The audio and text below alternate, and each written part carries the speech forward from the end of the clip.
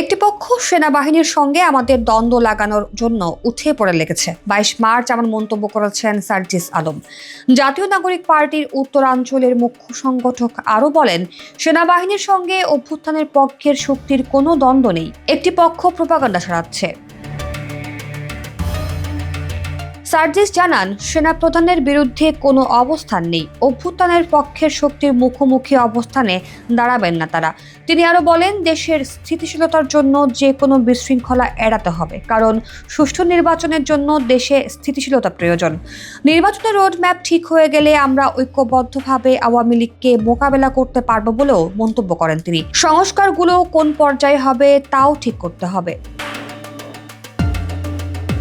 তিনি বলেন, এনসিপি বা ব্যক্তিগত জায়গা থেকে সেনাবাহিনীর প্রতি আমাদের শ্রদ্ধাবোধ ছিল, আমরা এটা রাখতে চাই। আমরা মনে করি অভ্যুত্থানের গুরুত্বপূর্ণ সময়ে তারা যেমন বাংলাদেশের মানুষের পাশে ছিল, একইভাবে আগামীতে তারা দেশের মানুষের পাশে থাকবে।